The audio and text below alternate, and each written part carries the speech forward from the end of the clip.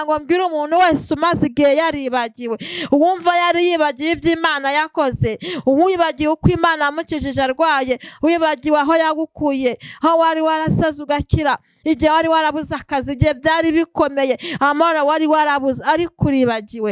Imana ivuganye nawe ngo garukira aho ngaho. Yaguhamagara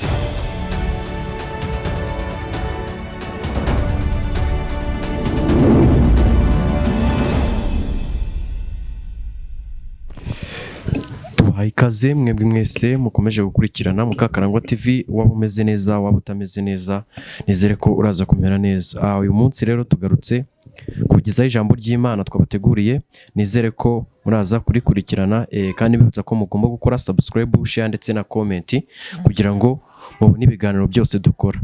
Uyu munsi rero turi kumwe na Evangeliste, agiye kutugezaho ijambo ry'Imana yaduteguriye. Reka tumuhe umwanya aritugezeho. Haleluya, haleluya. Amahoro y'Imana no gufashwa n'Umwuka Wera bibane namwe, amen.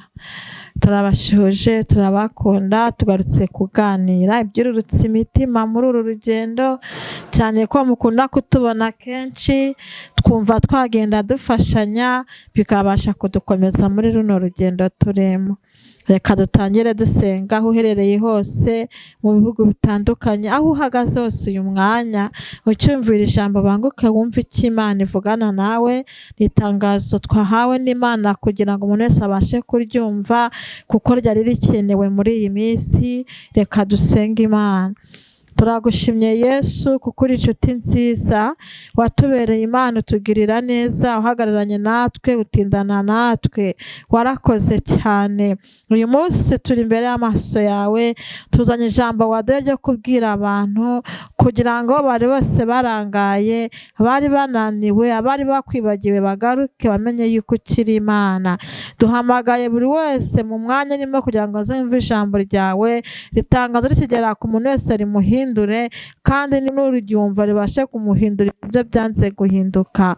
Tubere Imana, utubere byose, tuguhaye ikaze mu izina rya Yesu Kristo wabambwe rimwe gusa, amen. Imana ishimwe ko Abisiraheli bibagiwe Imana ariko bakongera bakayigarukira.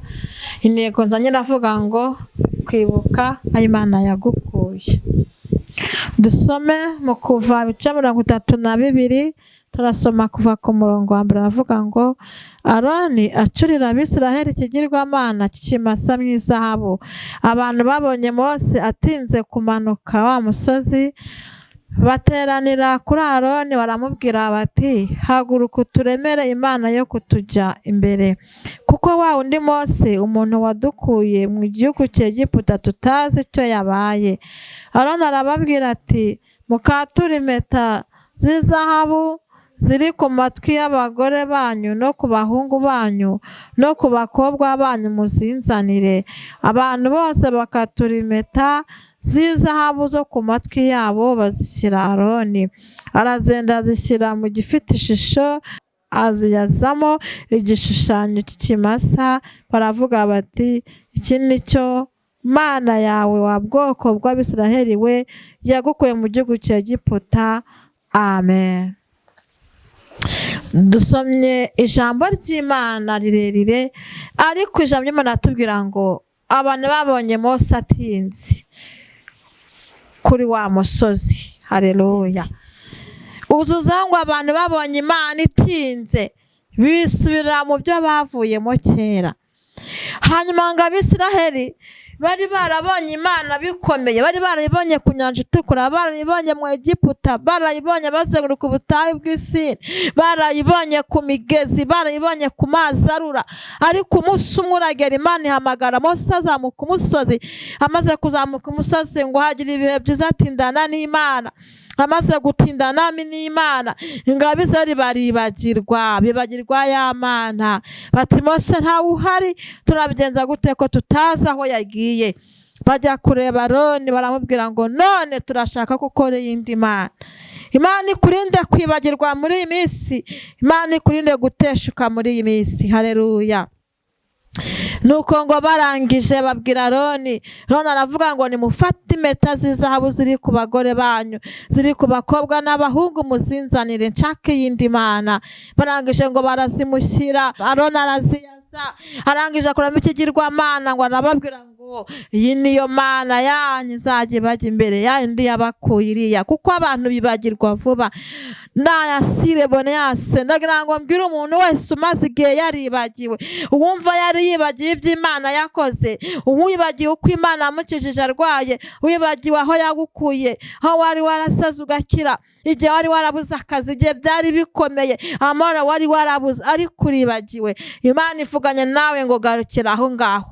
Yaguhamagara niyo kwizerwa, no kubikora izabikora. Hariho ibyiringiro by'uko igiti gitemwa cyongera kigashibuka. Haleluya. Nubwo bimeze gutya, ejo bizagenda neza.